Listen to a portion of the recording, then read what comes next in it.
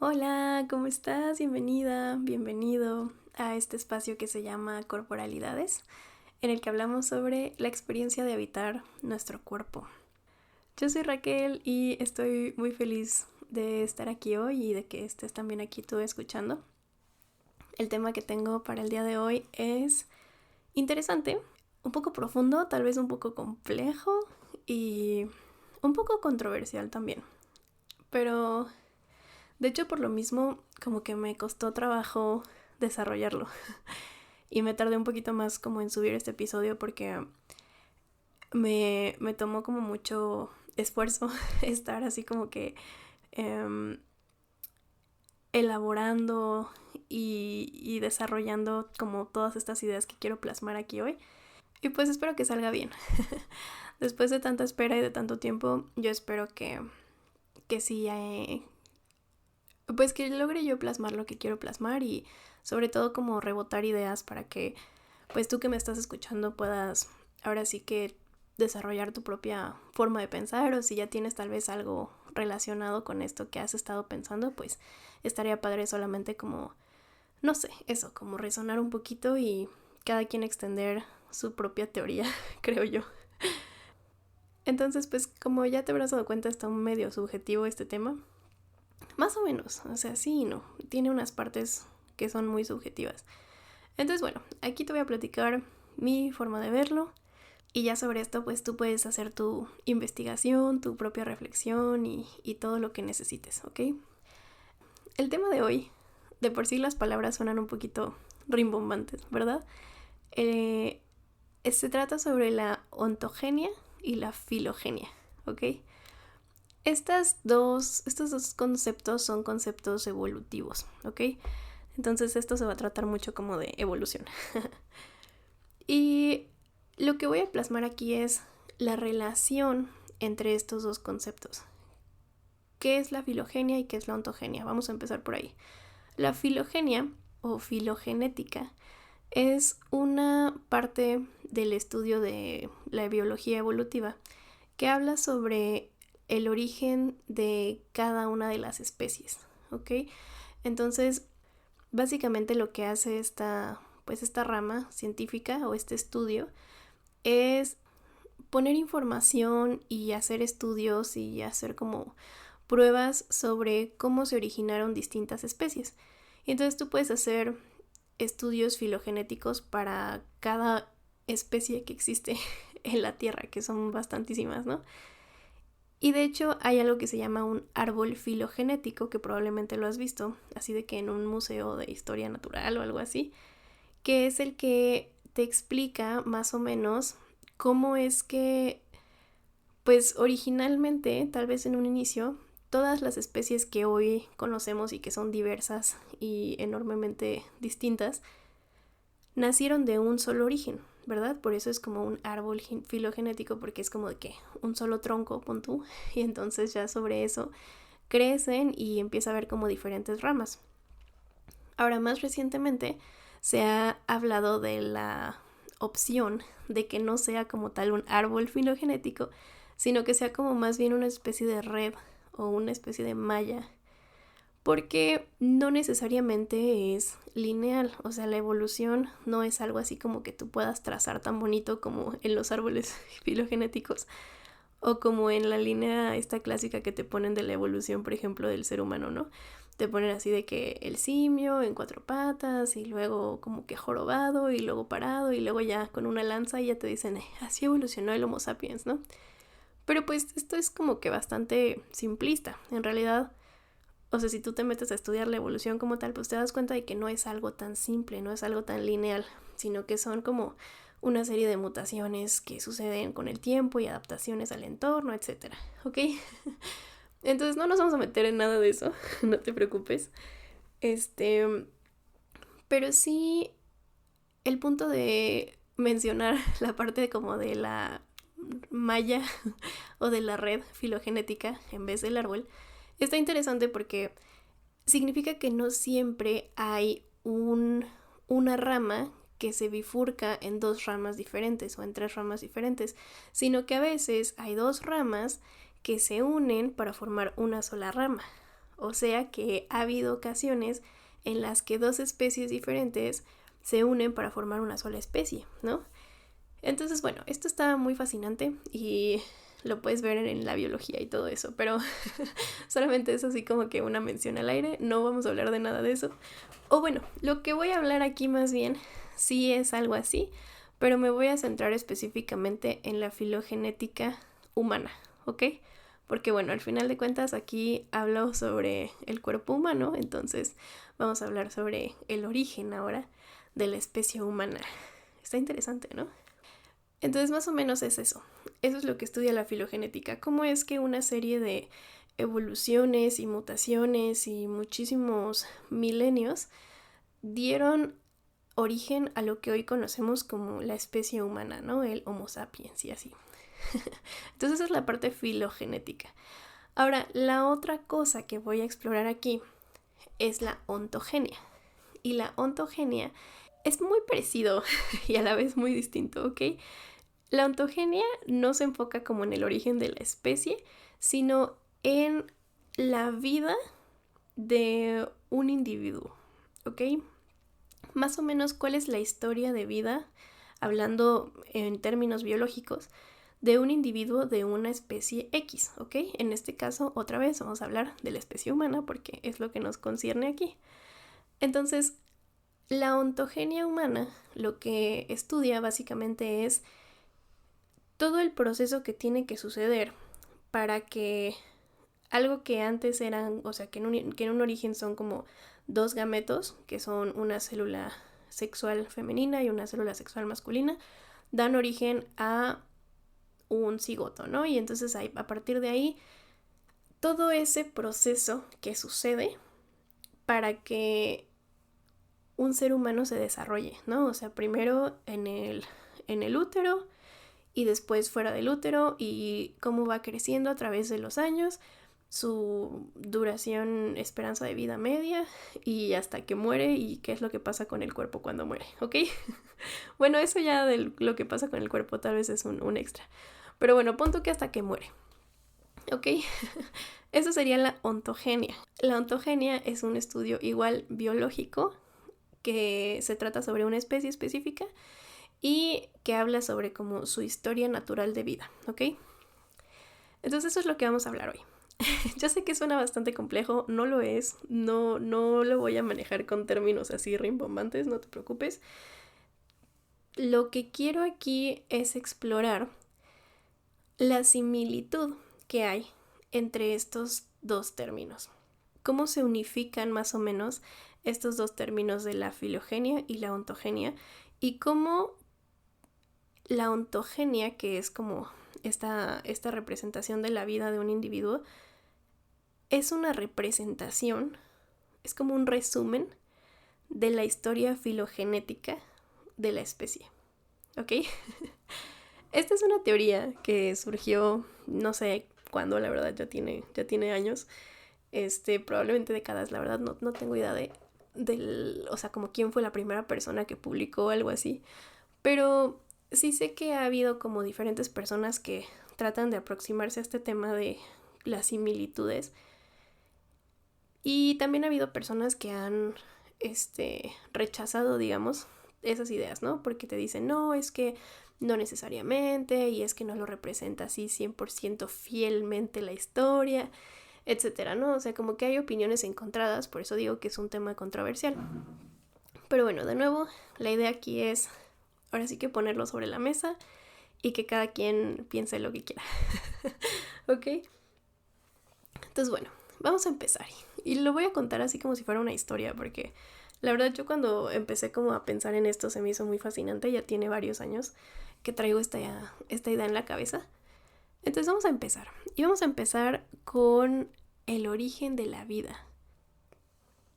Si tú te has metido a estudiar sobre el origen de la vida y el caldo primigenio y los coacervados y este tipo de temas, que Oparin es así como que el más representativo que ha estudiado este tema, es interesante, ¿no? O sea, lo que sugiere ahí es básicamente que, para empezar, que el origen de la vida fue gracias a una serie de casualidades que fueron como creando un ambiente favorable y condiciones atmosféricas y temperatura y recursos y el medio así justo que se necesitaba para que surgiera la organización de ciertas moléculas que ahorita tal vez podríamos como ponerle el término de una organización inteligente tal vez.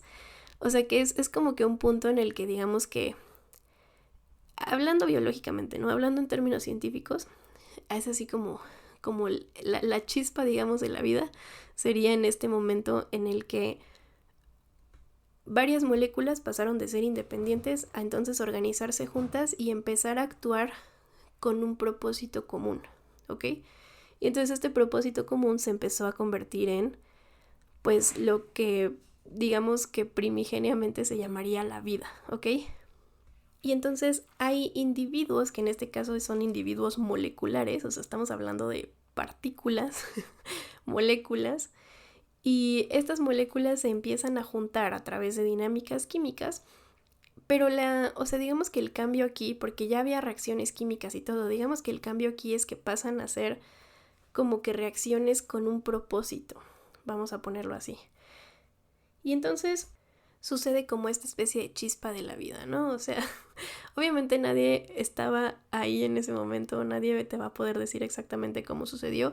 Y pues hasta ahora creo que es uno de esos grandes misterios, ¿no? O sea, como, ¿cómo sucedió esa chispa de la vida? Pues nadie lo sabe, ¿verdad? Lo podemos intuir y así, pero no sabemos como por qué o qué. O bueno, ahorita te estoy hablando como en un término muy científico, ¿ok? Ya después vamos a explorar otras perspectivas.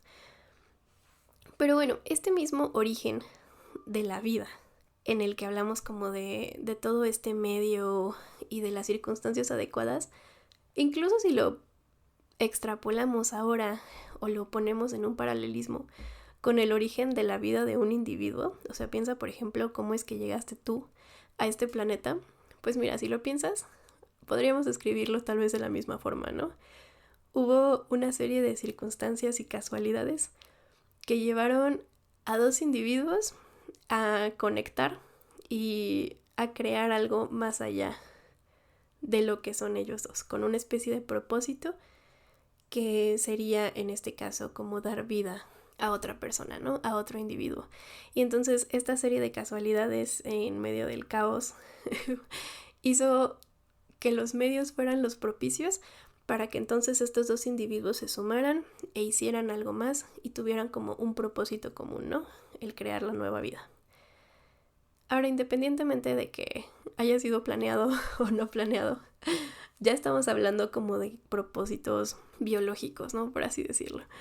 Entonces, esta primera historia sobre el origen de la vida es, digamos, el primer capítulo de nuestra historia filogenética. Y la historia de el origen del individuo es el primer capítulo de nuestra historia ontogenética, ¿ok? Más o menos, ahí vamos. Entonces, en este proceso de causas y efectos y medios, eventualmente llegamos a la conformación de una célula, ¿ok? El origen de la célula no es lo mismo que el origen de la vida. El origen de la célula, pues, es como mucho después, en realidad, porque digamos que al inicio de la vida lo que había eran más bien como que, en mi punto de vista, esto no lo saqué de ningún libro ni nada, ni de ningún estudio, esto es como pura reflexión propia. Desde mi punto de vista, antes de las células existieron las enzimas, que las enzimas son estas proteínas especializadas en acelerar reacciones químicas, y estas reacciones químicas que aceleran las enzimas o que procuran las enzimas son las que mantienen la vida, ¿verdad? O sea, en realidad las enzimas son las que sostienen toda la vida en la Tierra. Y todo lo que hace una sola célula, que es así como que ya de por sí bastante microscópica y lo que hoy en día consideramos como la unidad de la vida, la unidad morfofuncional de la vida, que sería la célula, bueno, en mi opinión, las enzimas son todavía mucho más unidad morfofuncional. Pero bueno, ese es otro tema. El punto es que una sola célula tiene muchísimas enzimas. Y gracias a la acción de estas enzimas es que la célula puede hacer sus procesos como la respiración celular, como, no sé, crear sus membranas, crear sus organelos, renovar sus estructuras. O sea, todo esto lo hace gracias a las enzimas, ¿ok? Entonces, en mi opinión, en el origen de la vida, primero existieron las enzimas y después, ya que se empezaron como que a unir o a organizar o a agregar estas enzimas, es que eventualmente se conformó la célula, ¿ok? Esto es una teoría mía, esto no lo vi en ningún lado. Entonces, en algún momento, en algún punto, tienes una célula, ¿ok? La célula, que es la unidad morfofuncional de la vida. En la historia filogenética, probablemente hubo como distintos ensayos de células que surgieron en diferentes como puntos y en algún momento ya se formó como que este estándar, digamos, este estándar biológico que es la célula porque pues funcionó, se adaptó, etcétera, ¿no? En la parte ontogénica, esta es una célula que, como ya dijimos, deriva de la unión de dos gametos y es una célula que se llama cigoto. Ahora, algo interesante de estas dos células, la célula primigenia y la célula cigoto, es que ambas tienen en sí el potencial de convertirse en cualquier otra célula. Ya sabes cómo las células son bastante especializadas. O sea, hoy en día si tú estudias tu propio cuerpo vas a encontrar así como que miles de tipos de células distintas que cada una se especializa en X función y que su estructura se desarrolla de X forma. Bueno, eso es solamente en tu cuerpo. Ahora imagínate en el cuerpo de cualquier otro animal o de cualquier otra planta o de cualquier otro hongo, o sea, de cualquier otro ser vivo. Entonces, esta célula primigenia que se formó así como que en el origen de los tiempos, pues es como que la precursora de todos los tipos de célula, de todos los tipos de seres vivos que existen hoy. Qué increíble, ¿no? Y mientras tanto, la célula cigoto es también la precursora de todos los tipos de tejidos y de todos los tipos de órganos que tiene tu cuerpo. Entonces, ambas comparten esa pluripotencialidad, así se le llama. Esto es como la cualidad de las células de poder convertirse en diferentes tipos de célula o de especializarse de forma diferente.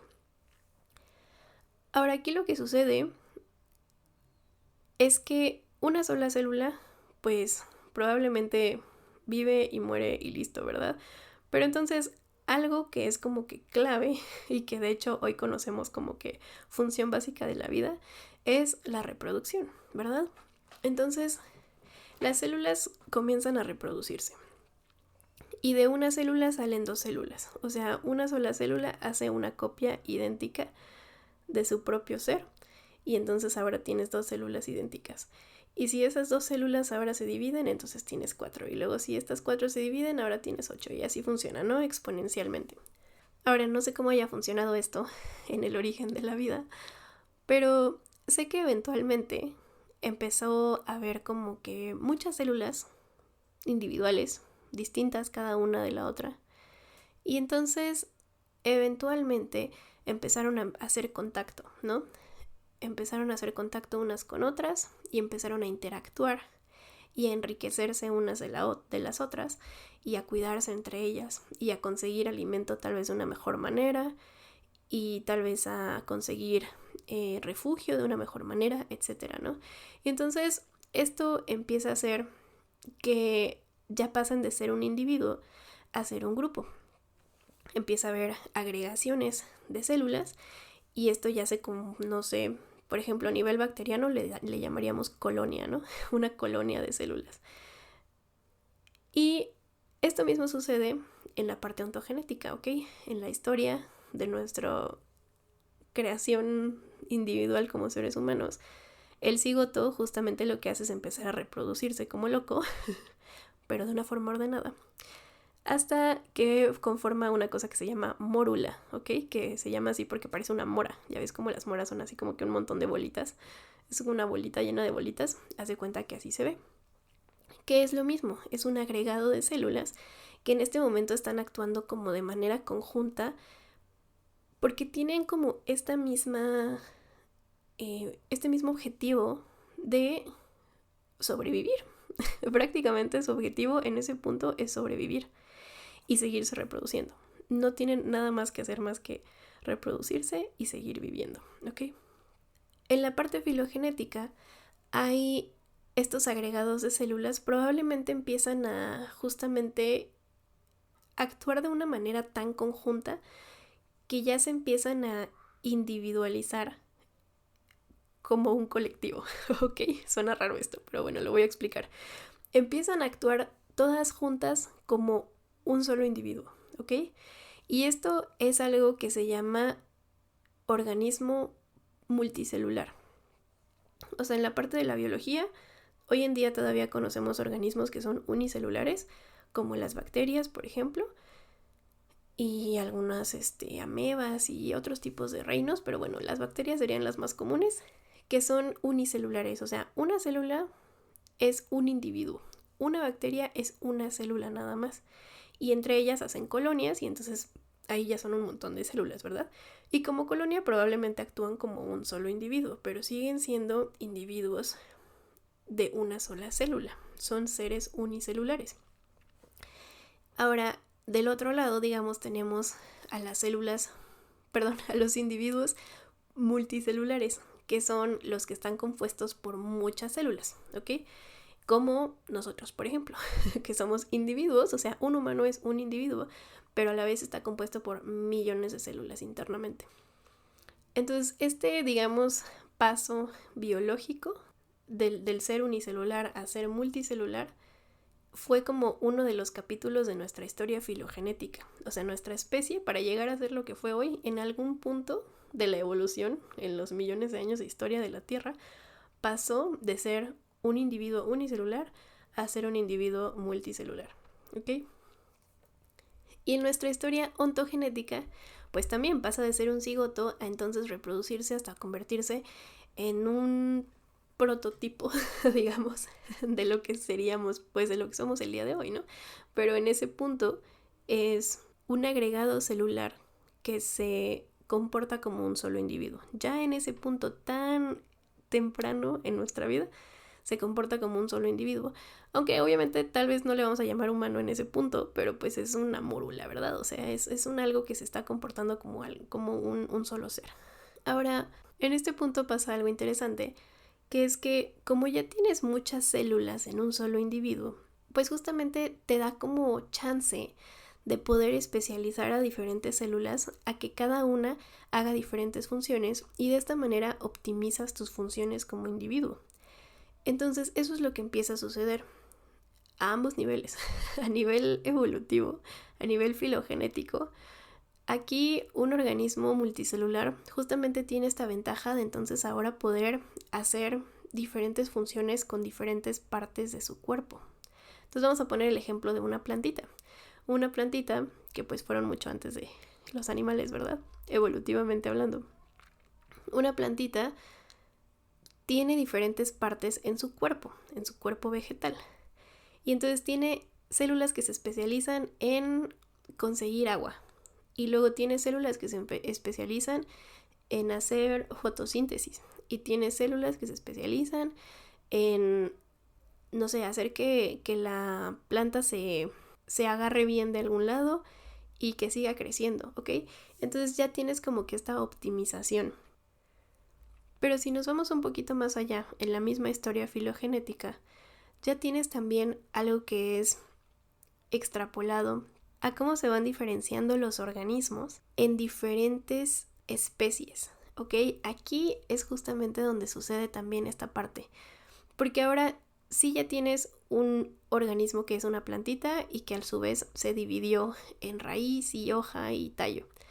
Y entonces por otro lado tienes otro organismo que probablemente es un hongo y este hongo a su vez se diferenció en micelio y en esporas y tiene así diferentes partes también, ¿no? Pero también tienes otra rama que se está diferenciando como tal vez lo que sería primitivamente un animal.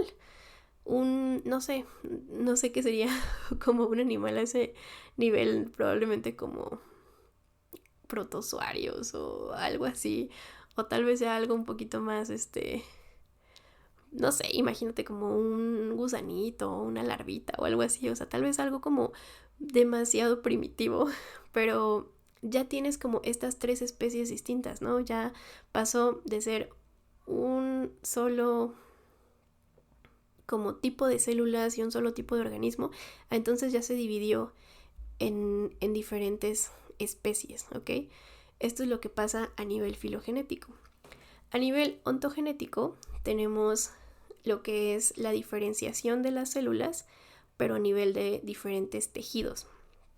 Entonces, este mismo proceso de ahora ya tengo una célula que hace esto específicamente y ahora tengo esta otra célula que hace esto otro, y así maximizo las funciones de cada una de mis células y optimizo mis funciones como individuo. Bueno, esto da origen a lo que son los tejidos, ¿verdad? Pero originalmente, digamos, en la parte embriológica, primero tenemos como 3 capas principales, ¿no? El endodermo, el mesodermo y el ectodermo. Y estas 3 capas primordiales, o capas embriogénicas creo que se llaman, son las que dan origen, o sea, son como digamos las abuelas, haz de cuenta, son como las 3 abuelas. Entonces cada una da origen a diferentes como ramas de células, ¿ok? Entonces se van diferenciando así, pum, pum, pum. Y cada rama también da origen a diferentes tipos de tejido. Y luego cada tipo de tejido conforma lo que son los órganos.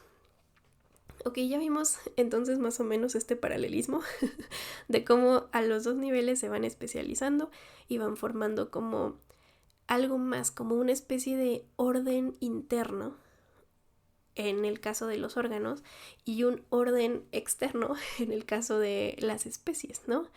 Porque esto al final de cuentas es como un mismo proceso. Unas están gestando en el útero de su madre y las otras están gestando en el útero, por así decirlo, de madre tierra, en esta como matriz planetaria que es donde vivimos. La diferenciación de las especies, si te fijas, es como una especie de diferenciación y de especialización de todo lo que es posible en la Tierra, en nuestro planeta, en nuestra casa, en nuestra madre natural. Bueno, ya me adelanté un poco. Esto lo quería tocar al final, pero bueno, está bien que vayamos haciendo como ese paralelismo. Bueno, hasta aquí todo esto en ambas historias ha sucedido en un medio acuoso, ¿verdad? En la historia filogenética, este medio acuoso son los océanos, ¿verdad? El océano, el mar, en general los cuerpos de agua. Pero básicamente el océano es como que el que se conoce por tener más recursos, porque tiene los minerales, porque tiene todo este movimiento que le permite la oxigenación, etc. Y en la parte ontogenética, pues todo esto está sucediendo en un medio acuoso que se llama líquido amniótico, ¿verdad? Que es lo que está dentro del útero. Y gracias a este líquido amniótico, que en realidad tiene bastantes similitudes con el océano, pues tienes justamente, bueno, este individuo que se está gestando tiene como todos sus recursos disponibles, ¿ok? Así como un individuo que vive en el mar, pues tiene como que todo disponible alrededor, ¿no? O sea, el oxígeno pues está disuelto en el agua, son como tipo burbujitas y ya nada más se va oxigenando así, no tiene como que hacer todo un recurso de respiración. Bueno, estoy hablando por ejemplo de los peces o así. Y también pues la comida, digamos que está ahí, o sea, hay un punto en el que ya el individuo se vuelve tan grande que ya tienen que empezar a hacer como todo este proceso de digestión y así. Pero si tú regresas como algo tan pequeño y tan simple como, sí, yo creo que como una larvita o algo así, o sea, o como tal vez como una esponja de mar, no sé bien, o sea, esto ya tendrías que verlo con un biólogo, ¿verdad? Pero, o sea, sí hay especies que son como tan simples o tan pequeñas que no necesitan tener como toda esta estructura de órganos y sistemas y hacer como que tanta faramaya, sino que simplemente pues existen y flotan en el océano y todo está disponible alrededor y entonces el intercambio se da como por pura osmosis, ¿verdad? Y algo así pasa también pues en el útero materno, en la historia ontogénica, porque todo está disponible ahí, o sea, todo está en el líquido amniótico. Y luego cuando esta mórula y este embrión se empiezan a volver demasiado grandes, pues se forma o sea, como todo un sistema que sirve para nutrir a este individuo, ¿verdad? Que es la placenta. La placenta es un órgano, que de hecho es el único órgano que como que se forma para algo específico y luego ya no es necesario. Pero bueno, esta placenta justamente lo que hace es fungir como pues es este árbol de la vida, ¿verdad? Es este medio nutritivo que hace como la conexión entre este ser que se está formando y pues su medio o sea, como que lo que es su entorno y también su medio nutritivo y pues quien le está procurando todos sus recursos, ¿verdad? Que sería su madre. Entonces, puedes ver como esta gran similitud. ya lo voy a seguir paralelizando así porque ya no puedo esperarme. O sea, puedes ver esta similitud en cómo la placenta y el líquido amniótico son al inicio todo lo que rodea a este individuo y son su casa y su refugio y su comida y su medio para existir, su entorno. Y asimismo los océanos y todos los entornos, en realidad todos los ambientes que tiene la Tierra, funcionan de la misma manera. Son nuestra casa, nuestro refugio, nuestro medio de comida, todo lo que nos procura recursos para que nosotros podamos existir.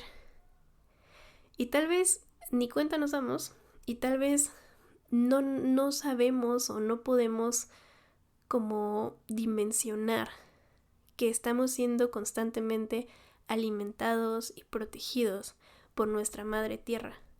Así como un embrión tampoco puede dimensionar que están siendo contenidos, protegidos y alimentados por su madre, porque ese embrión a lo mejor en ese punto no tiene esa conciencia. Así como tal vez nosotros en este punto de nuestra historia humana no tenemos todavía conciencia de que estamos siendo alimentados por nuestra madre y que nuestra madre está viva y que está viendo por nosotros. Ok, pero bueno, continuando con la historia, todo esto está sucediendo en un medio acuoso. Hasta que en ambas historias, en nuestra historia filogenética como especie humana y en nuestra historia ontogenética como individuo humano, hay un momento en el que tenemos que salir de ese medio acuoso, ¿verdad? Tenemos que salir del agua. Hubo un punto en la historia evolutiva, o tal vez como un lapso de varios años, tal vez miles de años, no lo sé, en el que se empezó a hacer como esta prueba y error de empezar a salir y a vivir en la tierra. Porque vivir en la tierra representa muchos retos que no tienes cuando vives en el agua, ¿ok? Por ejemplo, pues la tierra está seca, ¿verdad? Entonces, pues te vas a resecar. Necesitas algo con que mantenerte humectado y con que mantenerte hidratado, porque al final de cuentas el agua la sigues necesitando, solamente que ahora la tienes que conseguir de otra forma, porque no la tienes alrededor de ti, ¿ok? Aparte de esto, el sol pega más fuerte, hay más luz, hay más ruido, el ruido se escucha diferente, se percibe diferente y hay como muchos más cambios. El cambio de temperatura, por ejemplo, es mucho más abrupto cuando sales del agua que cuando estás adentro del agua. O sea, el mar, por ejemplo, si tú vas a la playa y te metes al mar, pues a lo mejor el mar no cambia mucho de temperatura en el día, por ejemplo. En el día y en la noche, como que su temperatura se mantiene bastante estable. En cambio, la temperatura del aire, pues entre el día y la noche, pues cambia bastante, ¿verdad? Y depende obviamente de en qué punto del planeta te encuentres, hay como más fluctuación. Entonces hay muchos retos. Y bueno, uno de los más grandes retos, diría yo, es también la parte del movimiento. Porque pues en el agua tú puedes flotar y ya te estás moviendo. Porque pues el océano se mueve y tú te mueves con él. Pero si estás en la tierra no se va a mover solita. La tierra no fluye tanto como el agua, ¿verdad? O sea, sí fluye, pero no con tanta... Sí, no. Y el aire, pues, o sea, a menos que seas una partícula demasiado ligera como para que vueles con el aire, pues no, ¿verdad? Tampoco te vas a mover con el aire. Entonces, como que toda esta serie de retos son a los que se enfrenta nuestra historia, tanto en su punto evolutivo como en su punto de la historia como individuos, que aquí claro que me refiero a el nacimiento, ¿verdad? Esto es así como que una parte que pues genera también una especie de crisis, ¿verdad? O sea, imagínate, no sé, yo no creo que te acuerdes, ¿verdad? Pero imagínate como ese trauma o ese impacto de pasar de estar en un lugar súper cómodo, súper acurrucadito, donde todo está a tu disposición, donde nunca tienes hambre, donde nunca tienes frío, donde nunca tienes sueño, donde nunca te cansas, porque todo el tiempo estás siendo contenido y nutrido y acariciado y apapachado, y entonces todo está bien. Y de repente tienes que pasar a un lugar que está lleno de luz y lleno de ruido y lleno de seres extraños que no conoces y está como medio hostil y luego de repente te da como que una especie de dolor en una parte de tu cuerpo que ni sabías que tenías y no sabes por qué te duele y luego sientes algo raro e incómodo pero no sabes qué es, no sabes por qué y no sabes cómo evitarlo, que a lo mejor es solamente hambre y frío. Entonces, todo este impacto ha sido también así como que, o sea, siento, es como una de esas como grandes transiciones, ¿no? En la historia evolutiva te vas a encontrar con esto así como de que es como un gran suceso, ¿no? Oh sí, cuando los seres acuáticos empezaron a reptar por la tierra. Y luego también, pues en nuestra vida individual, es un gran suceso el hecho de nacer. Porque a lo mejor no siempre estamos como recordando que nuestra vida inició pues antes de que naciéramos, ¿verdad? Antes de nacer ya estábamos vivos, ya éramos seres, ya éramos este individuo que somos, solamente era en una etapa muy temprana de nuestra historia de vida personal. Pero el punto del nacimiento como que es este gran suceso, ¿verdad? Y entonces, igualito, o sea, este ser ahora tiene que ingeniárselas para conseguir alimento y para moverse, por ejemplo, ¿no? Entonces primero se empieza a arrastrar. Bueno, primero tal vez hace como movimientos erráticos, ¿no? Como que nada más patalea. Y luego ya empieza como que a ver arrastre y girar. Y entonces estos son como que grandes logros en ese punto tan temprano. Y luego ya empieza a moverse en 4 patas, ¿verdad? El gateo que es este movimiento en 4 patas que nos confiere como muchísimas habilidades motrices y empieza como que empezamos a dimensionar el espacio y la profundidad y empezamos a hacer como que esta coordinación entre el lado derecho y el lado izquierdo de nuestro cuerpo y que también es bastante, pues es importante, pues es estimulante, es profundo todo el proceso que implica adaptarte y poder aprender a moverte en este nuevo mundo, ¿no? En esta tierra extraña, en este aire. Aprender a adaptarte a los sonidos, porque los sonidos son bien distintos cuando estás adentro del útero que cuando estás afuera, ¿verdad? Los olores, ¿no? O sea, todo lo que implica como aprender a usar tu cuerpo en este nuevo mundo.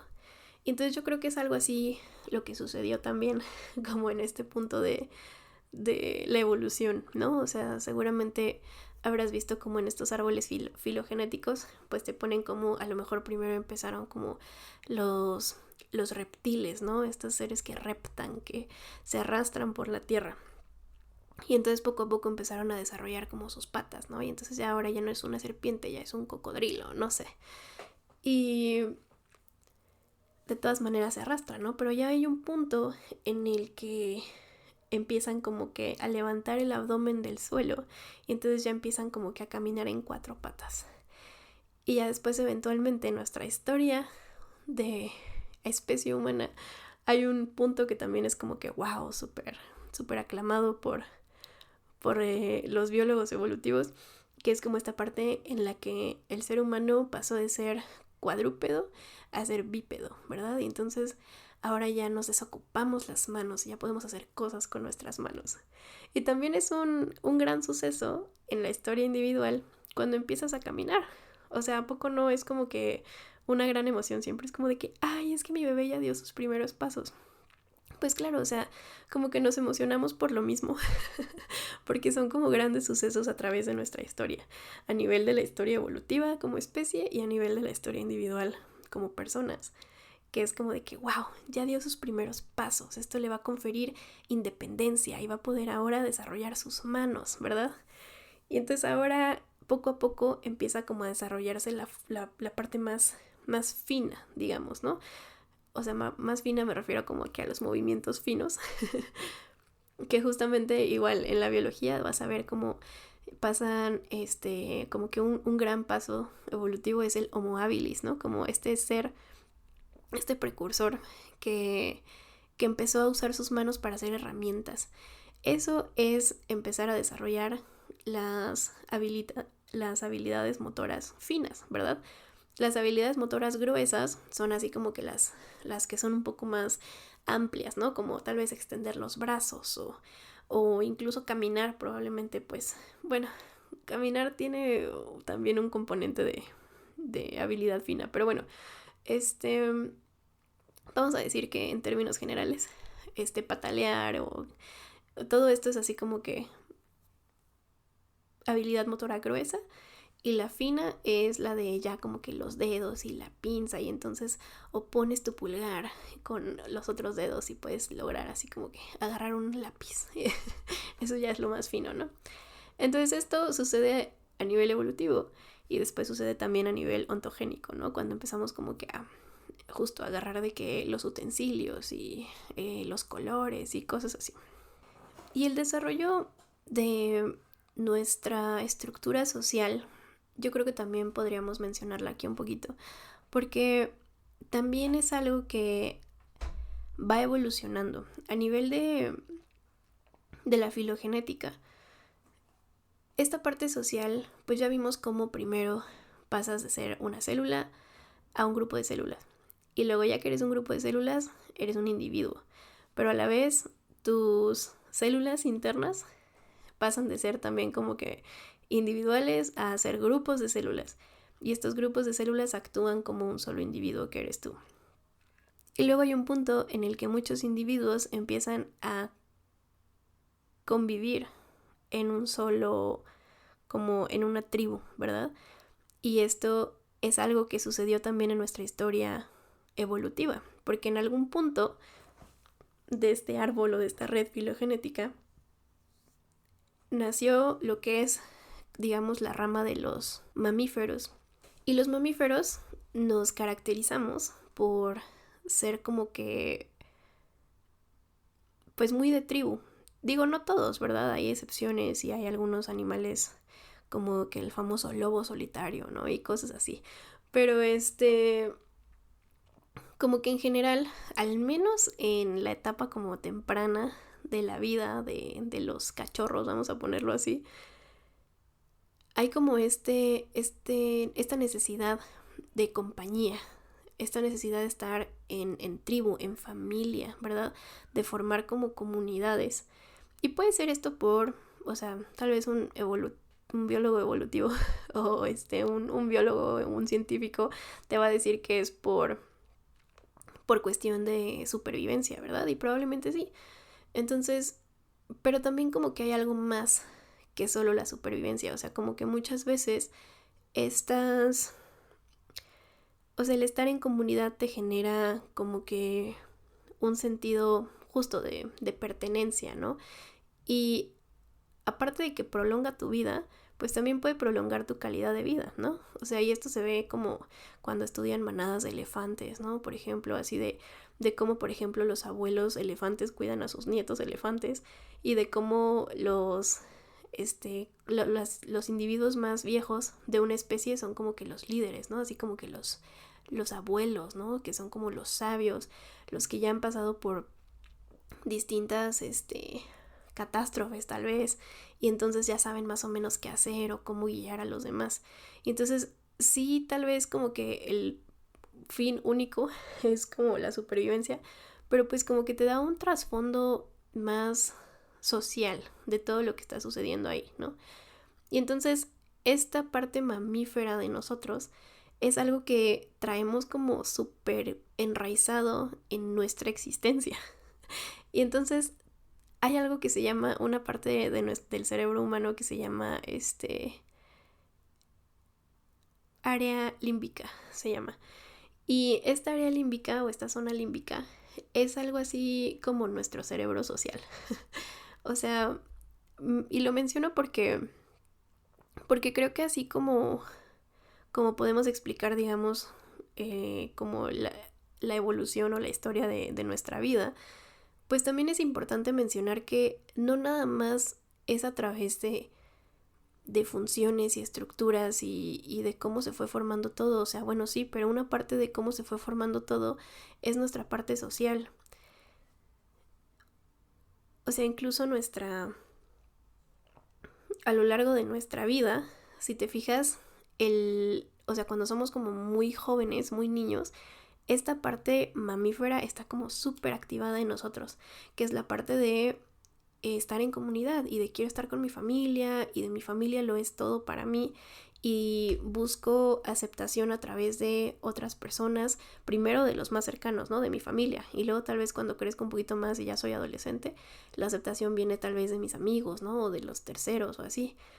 Y hay un punto en el que ya se genera como esta otra capa del cerebro, que es el lóbulo frontal. Y el lóbulo frontal, o bueno, la corteza en general es como más conocida porque tiene como un dote más como de individualidad, ¿ok? Pero específicamente el lóbulo frontal es como que es famosísimo porque se dice que ahí es donde habita el ego, ¿no? Que el ego es al final de cuentas una sensación o una percepción de nuestra propia individualidad. Y entonces, si puedes ver, así como en la historia evolutiva, primero pues somos mamíferos y luego somos primates y luego somos humanos, entonces también hay un punto de nuestra vida en el que primero somos familia y luego somos como o sea, como que las personas cercanas a las que hemos elegido, que tal vez no es nuestra familia, pero pues simplemente nos quedamos como con esa otra familia, ¿no? Como en esta nueva familia, que son las personas a las que elegimos y con las que conectamos, pero seguimos teniendo esta tribu, ¿verdad? Y entonces probablemente hay un punto en el que ya nuestra vida empieza a ser como más individual o empezamos a pensar en ya más como que en nosotros y en quiénes somos y en cómo cuidarnos a nosotros mismos. Y yo siento que eso es algo de hecho muy de esta época. O sea, como que siento que ahorita estamos viendo muchísimo como este auge de individualidad, pero no en un mal sentido, o sea, no en un sentido como de que somos individualistas y ya no nos importan los demás. Tal vez sí un poco, pero bueno, siempre hay como matices de todo lo que pasa, ¿no? Pero una parte creo que sí tiene que ver con cómo nosotros como humanidad, ahorita en este punto de nuestra historia, estamos siendo como que nos estamos dando cuenta de que a lo mejor la familia no siempre es lo mejor para ti. A lo mejor hay que encontrar nuevas personas que pueden ser tu familia.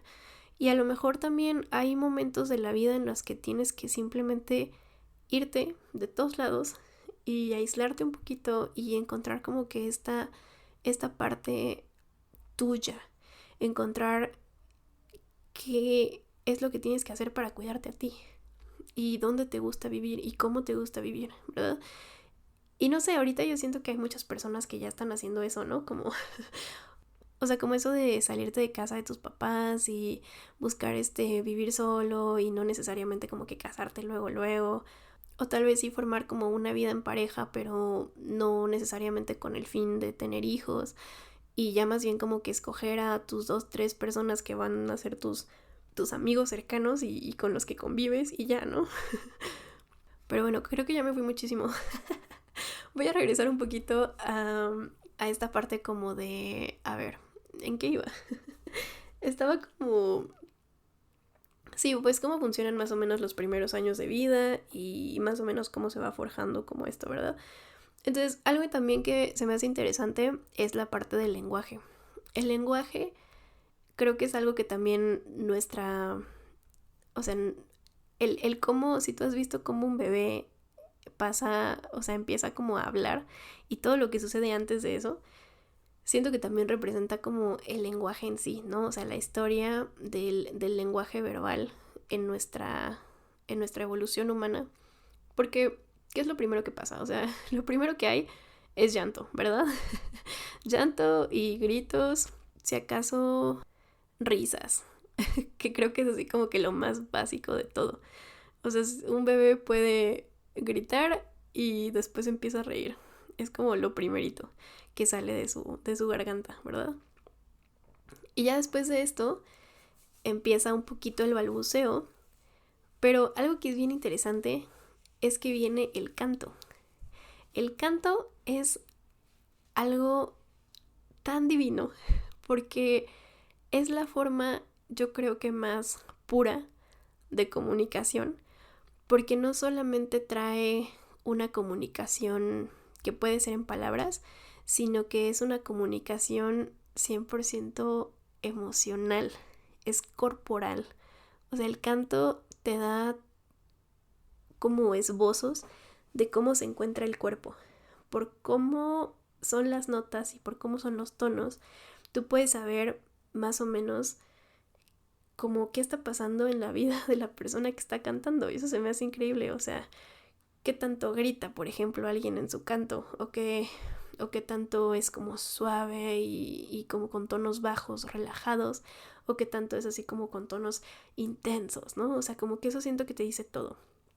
Y entonces un bebé puede cantar mucho antes de que pueda hablar. Y en historias así como de la evolución humana, también se ha sabido algo así. O sea, que primero eran así como que sonidos muy básicos, ¿no? Así como, ¿no? Y cosas así. Y ya después empieza como esta parte del canto. Y entonces, o sea, el canto siento que ha sido como de esas cosas que nos han conectado con otros humanos como por milenios. Y entonces, mucho después de que ya podemos como hacer señas y, bueno, como tipo gemidos o como tal vez sonidos básicos, viene también el canto y ya después viene lo que es el lenguaje, ¿verdad? Ya de repente como X sonido significa X cosa, X concepto. Y después empieza ya lo que es el lenguaje. Y dentro del lenguaje, pues igual, hay algo que es como que primero es muy básico y luego empieza como que a hacerse más especializado. Y ya después ahora ya tenemos como que las palabras y los conceptos y luego los dobles sentidos. Y hay como muchísimo significado y trasfondo dentro de cada cosa, ¿verdad? Pero es algo así, o sea, como que ha evolucionado de una manera parecida.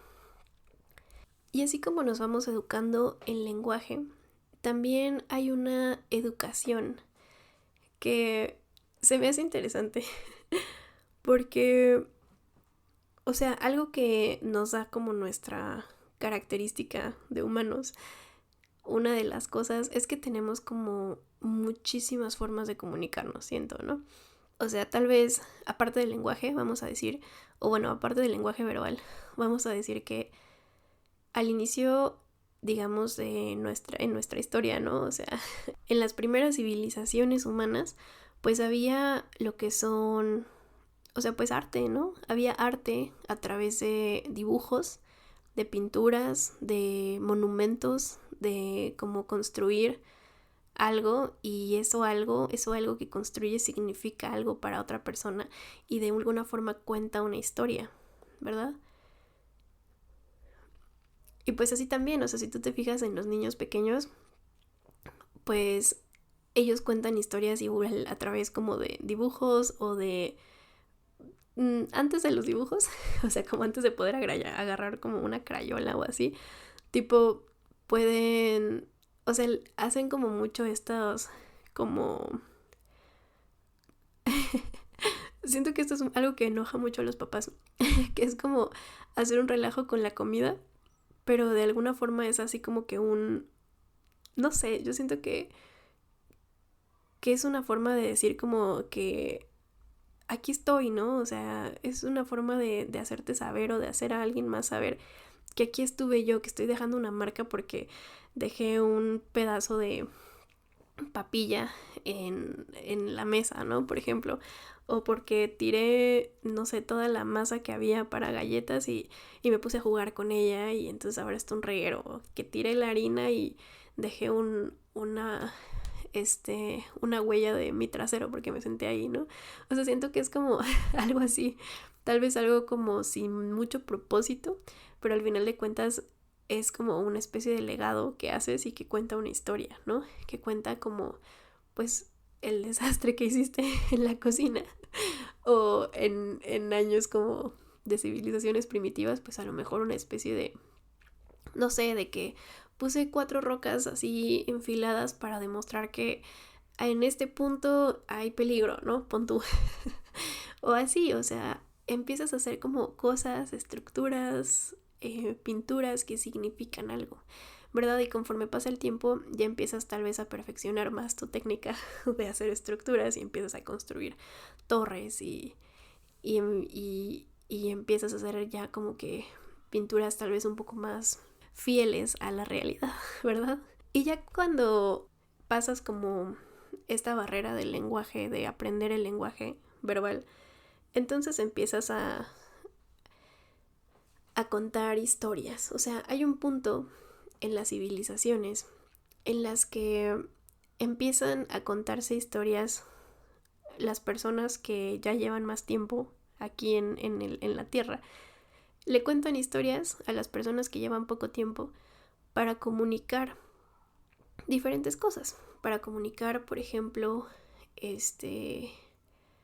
algunos sucesos o para... Es como una especie de chisme pero hecho historia para que entonces lo puedas recordar fácilmente y se lo puedas así contar a la siguiente generación.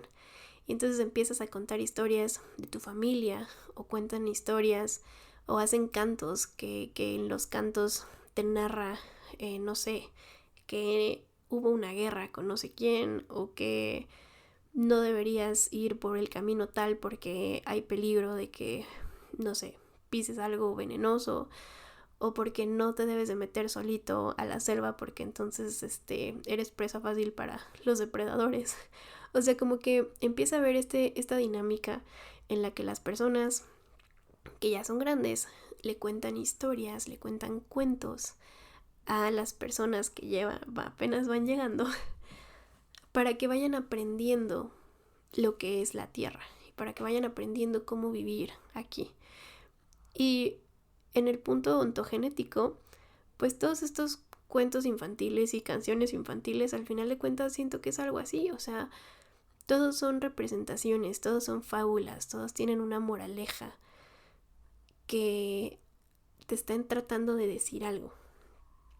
Que cuando eres pequeño, pues como que tiene que presentártelo de una forma así, ¿no? Como muy simple, como el cuento de Caperucita Roja. Pero la idea es, no te separes de las personas, ¿no? No te vayas al camino que no es. Así tipo, no te distraigas, no te pierdas en otro lado, no te dejes llevar por las tentaciones, ¿no? O sea, como que cuántas enseñanzas puede haber en un cuentito tan pequeño y tan simple, ¿no? Entonces, bueno, siento que al inicio de las civilizaciones, pues esto se hacía justo, ¿no? Como en historias, en pinturas, hay pinturas que también cuentan historias, pero básicamente como que la idea es comunicarle a los demás, dejar una especie de legado, un aviso de, oigan, esto sucede, esto pasa, ¿ok? Y pues hoy en día incluso hemos generado algo tan complejo como el sistema educativo para poder hacer esto mismo. O sea, ya digamos que ha habido como que tanta evolución en nuestra forma de comunicarnos que ahora ya la historia que tenemos y que conocemos va mucho más allá que solamente unas 2, 3 generaciones. Ya la historia que y aparte va mucho más allá de nuestros propios límites geográficos, ¿no? O sea, yo no nada más ya es como mi abuela contándome lo que pasó en el pueblo hace 20 años, sino que ahora es, o sea, tuvimos que crear todo un sistema educativo porque ahora te tengo que platicar a ti, escuincle, cómo se creó la Tierra, cómo evolucionaron las especies, cómo se generaron las matemáticas, cómo surgió la política, cómo surgió el arte de no sé qué y cómo se empiezan a ramificar y clasificar las artes y todo lo que sabemos de astronomía y todo lo que sabemos de anatomía y todo lo que sabemos de geografía. Y entonces empieza a haber como que demasiado conocimiento que tenemos que contar, que ya no basta con unas cuantas historias o con cuentos, sino que ahora ya tenemos que hacer como todo un sistema que dura como 15 años solamente para platicarles a los nuevos humanos toda nuestra historia y todo lo que tienen que saber para estar al día, ¿no? Se me hace bien interesante esto, ¿no? O sea, se me hace bien loco que es como, literalmente la educación básica es como una serie ordenada de chismes. Porque aparte sí son un poco chismes en el sentido en el que pues no siempre va a ser como que lo más apegado a la realidad, ¿verdad? A veces es como la historia que te contó no sé quién, pero que sacó del libro no sé quién, pero la interpretación de no sé cuál o sea, literalmente es como la educación básica es puro chismecito. No sé, me da mucha risa porque se me hace bien interesante que, o sea, la educación simplemente es como una forma de ponerte al día. Como, hola humano, bienvenido a la Tierra. Ahora, dentro de los siguientes 15 años, te vamos a explicar todo lo que sabemos sobre esta cosa. Sobre dónde vivimos y qué hacer aquí. Bueno, ya. Entonces, bueno, creo que aquí más o menos es donde se empalman las historias. Aquí es donde la filogenia y la ontogenia más o menos se juntan en lo que es la actualidad, ¿verdad? Ahorita así estamos. La ontogenia realmente, pues obviamente sigue su historia, ¿no? Porque la ontogenia básicamente te cuenta la historia de un individuo desde que nace hasta que muere. Entonces aquí podríamos seguir hablando sobre pues todo lo que pasa en la maduración, en la adultez, en la vejez y en la muerte, ¿verdad? Pero yo lo que quería era hacer como que esta relación entre ambas historias, entre la historia filogenética de cómo se generó nuestra especie humana y la historia ontogenética de cómo nos creamos nosotros como individuos y todas estas similitudes que hay entre ambas historias. Que al final, si te fijas, la ontogenia es como una especie de resumen de la filogenia, ¿verdad? Entonces, yo no sé en qué parte estamos de nuestra vida como humanidad. O sea, siento que hay personas que podrían decir o que han dicho que estamos como en una especie de adolescencia humana. No sé, no te podría decir como de dónde saqué esto, pero como que lo he escuchado por ahí, que dicen que como especie humana estamos más o menos como en la adolescencia, porque nos estamos dando cuenta de muchas cosas, estamos como batallando mucho con nuestra identidad como buenos adolescentes, estamos un poco volteando la espalda a las pues a aquellos a quienes siempre habían sido como que nuestros cuidadores y nuestros guías, y estamos como volteando a ver qué otra cosa hay por allá que no haya existido antes. Estamos siendo un poco rebeldes también, estamos siendo ingratos con nuestra madre con nuestra madre tierra. Y obviamente son matices, ¿verdad? O sea, siempre va a haber personas que están como, digamos, en este punto, hablando de esta analogía, que están en un poquito más, o gremios, no solo personas, ¿verdad? Como grupos que están un poco más como que más hacia la infancia, y algunos que están como que en la mera adolescencia rebelde, y algunos que ya están tal vez en la parte de madurar o como de trascender esta parte de la rebeldía y entonces voltear otra vez a ver a tu madre y agradecerle todo lo que hizo por ti, ¿no? Y todo lo que sigue haciendo, ¿no? O sea, hablando como de nuestra madre tierra, como ella que es nuestra proveedora de todos los recursos y de todo lo que tenemos y nuestra protectora y quien nos contiene y quien nos nutre. Y entonces creo que esto es algo como que quisiera dejar aquí para que tú lo pienses y lo reflexiones, como en qué fase crees que estamos como humanidad, ¿no? Y en qué etapa crees que estás tú también como etapa de tu vida, porque pues hay veces que hay personas que, o sea, biológicamente podrán considerarte adultos o incluso adultos mayores, pero a nivel de madurez o de pensamientos, pues bien podrían ser adolescentes o bien podrían ser niños, porque tienen como los mismos comportamientos, ¿no? Los mismos rasgos. Y también hay adolescentes que parecen adultos. Entonces, siento que hay de todo, pero pues tal vez es interesante como preguntarnos en qué punto vamos nosotros. Y pues, ¿qué tanto crees que tenga sentido esta teoría? Para mí siento que es completamente cierto.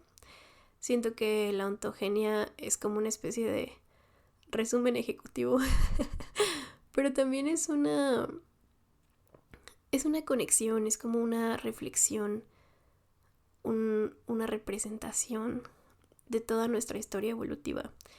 Y a nivel de nuestra conciencia también es como, siento que también se puede como ver mucho como toda esa maduración, ¿no? De cómo pasas de no saber ni siquiera qué eres y dónde existes y qué está pasando hasta el punto en el que ya puedes aceptar y ver y incorporar la idea de que eres un ser y de que estás viviendo en un sistema ordenado de vida, en el que eres una parte de esto que es más grande, como de esta gran matriz viva en la que existimos y que somos como parte de un sistema y que tenemos esta madre que nos cuida, pero también tenemos un padre que, bueno, digamos en la mayoría como de las religiones o así, pues este padre sería como el sol, ¿no? Como esa figura que es la que nos ilumina, la que nos trae inspiración, la que nos da como nuestra parte de sabiduría, ¿no? O sea, tenemos como todo este sistema planetario que son como nuestra familia extendida, ¿verdad? Que también es parte de la naturaleza, como que es como esta parte cercana a nosotros, este cachito de universo que tenemos aquí cerquita y todas las constelaciones que hay a nuestro alrededor y todo eso. O sea, como es arriba es abajo y como es abajo es arriba, ¿verdad? Ese es un principio hermético. Como es afuera es adentro, como es adentro es afuera. Entonces yo 100% creo que vivimos como en este sistema y que nuestra historia individual también habla mucho de nuestra historia como especie, de nuestra historia como humanos, incluso tal vez de nuestra historia como almas. O sea, ¿quién dice que no también hay como otro nivel en el que se narra esta misma historia, pero tal vez a un nivel cósmico o tal vez a un nivel microcósmico, ¿verdad?